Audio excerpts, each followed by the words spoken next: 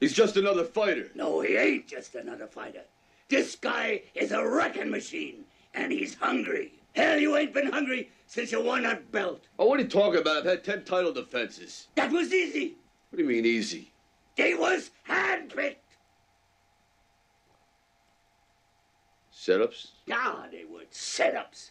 They was good fighters, but they wasn't killers like this guy. He'll knock you into tomorrow, Rock.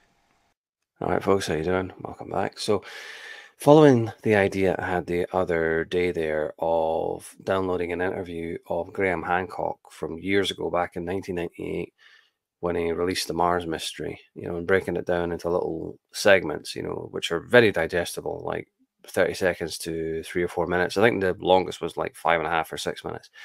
I came up with the idea of attempting to do the same thing with Richard C. Hoagland. Only I made the mistake of attempting to do that with one of his old interviews with Art Bell. I think it's Coast to Coast it's called. And as soon as I uploaded it, instantly, bam, copyright block. I didn't get a copyright strike, but I did get a copyright block. So there we go. 3 or 4 hours work down the drain. Like that. That's YouTube for you. So I'm going to attempt to find another way to get some of the old interviews with Hoagland, if not that, maybe some of the lectures that he's done before, and try and break them down into digestible parts, or even perhaps even comment on them and give my own thoughts and opinions, because Hoagland to me is the standout so far of everyone that Graham Hancock has talked about in the Mars Mystery. Richard Hoagland is the one, that has impressed me the most. I mean, if Hancock is a kitten, Hoagland's a tiger, because the thing about Hancock is, like I say, the one criticism I have of him is that he tends to be a little bit mealy-mouthed and indecisive, and he sits on the fence. One thing you can say about Hoagland is that he doesn't sit on any fucking fence. He absolutely fucking goes for it, and he's, to my mind, Hoagland's a killer.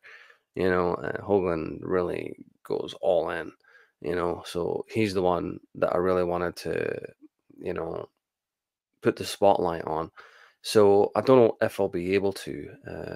I've been on archive.org this morning, and I've downloaded some of the old interviews from Coast to Coast with Art Bell, and 1 or 2 lectures he did, on Mars and all the rest of it. I think there was a Red Ice Radio interview in there as well. So I'll put it in the description where you can go on archive.org and download all these interviews and all this kind of thing, and all these old presentations that he's done where he's talking about Mars, because they are really, really invaluable.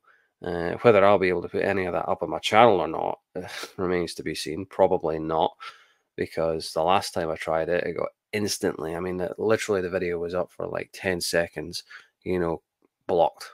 Got the email like that, not allowed to, because, it's copyright owned by Coast to Coast, which is fair enough, I suppose. It's intellectual property and all that. But I'll put in a description where you can get Hoagland stuff, where you can check out his old interviews. I'll try to break down one of them, into digestible segments, maybe offer a bit of commentary on it, kind of thing. But Hoagland's the one that I really want to put the spotlight on once I'm done with Hancock, once I finish the Mars Mystery. Of course, I'm going to see that through. I'm not going to cover the whole book, but there are still sections and aspects, that I want to cover, from the Mars Mystery, because it's still a very, very valuable source, and to my mind, it's a very good place to begin. But Hoagland is the one I really want to put the spotlight on after, Hancock, and put the light on him, because, Hoagland fucking goes for it, and his stuff is really, really valuable, because to my mind, yeah, Hoagland's a shark. So anyway, check out the link in the description. Take care. I can see you, Kirk. Chang. Can you see me? Tak, pa, tak,